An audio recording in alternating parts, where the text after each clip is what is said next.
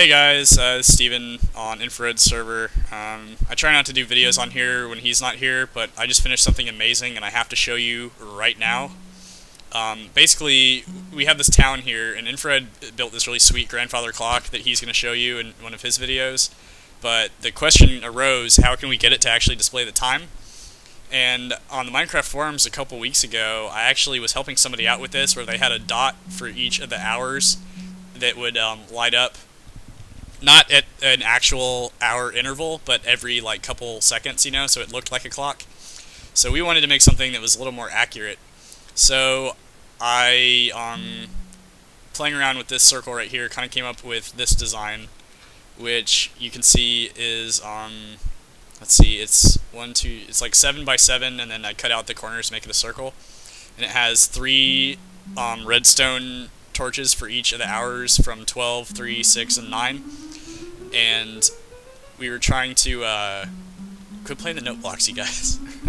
We were trying to get it so that only one of these hours would be lit up at a time. And then I hooked up to like a clock cycle thing that would make it cycle through all of them really quickly. Oh my god, I gotta turn off Minecraft sounds, hold on. This is driving me crazy. I'm sorry. You can keep doing it, I turned off the sounds. So basically, this thing, we would lift it up in the air. I put it all in a giant wooden box. Shh, quit talking. So, I'm going to do a tutorial in the next video, if you guys like this, about how you actually build the clock itself, because it's very simple. It's a lot like if you watch the xboxnut 7-segment display. That's kind of where I got the idea, is to make the 4 segments where they share the middle one. So our middle torch is actually always on. It's just easier that way since they share it. So let me show you what we came up with for the back. As you guys know, if you watch Etho's videos, he made a timer for items despawning, which is like, so if you have a pressure plate where you're shooting items onto it, then if you throw an item on it or an item dispenses out, after 5 minutes the item despawns. So he hooked up like a timer to it so that you would know when to collect your items. So we kind of took this principle and made this little chain out here, which these 4 lines go to each of the segments, each of the hands, and only one of them is lit up at a time with this system. You can see they correspond to 3, 6, 9, and then the 12 o'clock position. And so what happens is, a dispenser shoots out a block onto its plate, and after 5 minutes, this item despawns, which sends a signal to the next dispenser, which will shoot out on its plate, which after 5 minutes despawns, and oh Jesus, there's a creeper down there. Do /busher, Scott. Scott, kill him! Alright, thank you. So then this will send to this dispenser, which shoots out an item here, and then that lights up, 9 o'clock, which despawns, shooting out an item onto this dispenser, which lights up the 12 o'clock, and after the 12 o'clock despawns, it's going to, when it hits the 12 o'clock, we're going to play a sound from like a church bell that we're working on. It's going to be, did we decide what it was, guys? No, not right now, I guess. Dixie. Okay, it might be the Old Spice thing. Scott, sing the Old Spice thing for him. Kaboom! Power! Yeah, we're gonna hook it up to Yeah. TNT. So then Explosion. this one loops around to the first one again. So I'm going to try to talk a little bit so you can actually watch this happen. A lot of people helped out with this. I want to give props to Doc M for proposing the better looking clock hands instead of just having one torch for each one, because it looked kind of bad.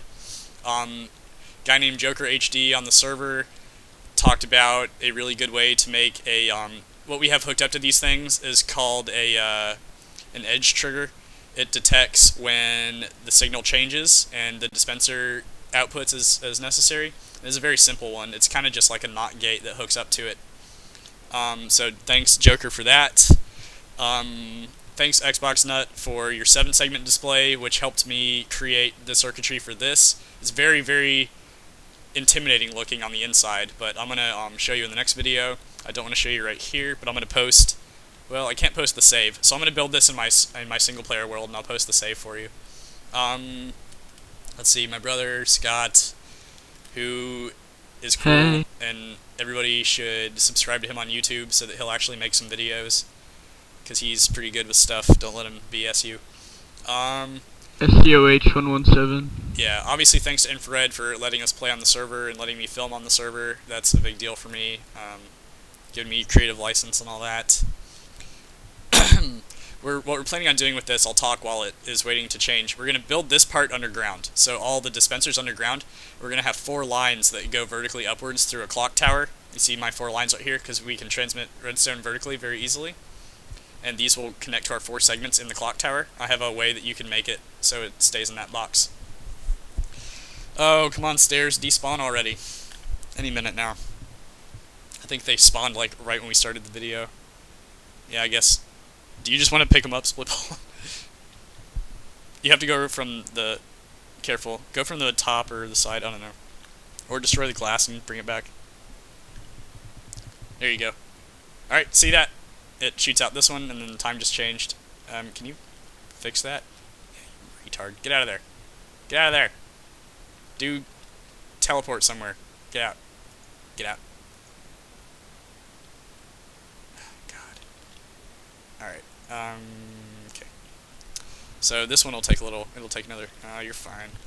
So I put in this lever right here in case if all the dispensers run out and you have to refill them, then you have to use this to get it started. But I just filled them up with a bunch of crap. Let's see. Oh yeah, so I also want to thank Etho for his video on how the dispensers can be used as timers. That was very useful. And he recently gave me a super sweet shout out in his video that I totally didn't deserve because I'm a nub, but thank you anyway. I hope you like this design. You appreciate sweet mechanical stuff, so we'll see. Put my thingies back. There we go. Okay. I have it protected so the animals can't I get had in no there. glass, dude. Oh yeah. It shot an egg. Who put eggs in there? Was that me? You don't want to use eggs or arrows with this design. And the reason for that is that eggs eggs will just explode or make chickens, and then and arrows will just like, fire straight ahead at the wall. And I put thingies around the dispensers. You can see they're in a tunnel, so they can't fire, and it can't land anywhere except on the pressure plate, which I think is kind of clever. But yeah, guys, this has been my super sweet clock. Can I get one of you guys to like... Oh, I guess we can't cycle through it, can we?